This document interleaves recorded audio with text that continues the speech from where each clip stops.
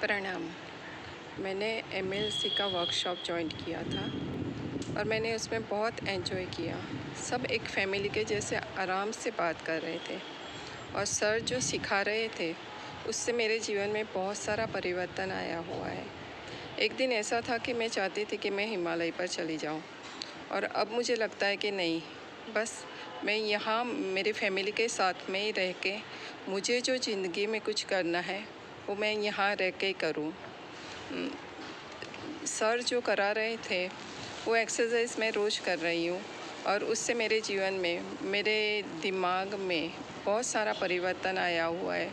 रोज़ कुछ ना कुछ एक नया सोचने को होता है और कुछ डिफरेंट लाइफ हो जा रही है, ऐसा मैं फ़ील करती हूँ।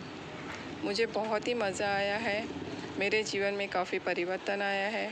मेरे घर के लोग जो है उसके लाइफ में भी परिवर्तन आ रहा है, उसका स्वभाव में भी परिवर्तन आ रहा है। Thank you Manoj sir, love you, thank you very much.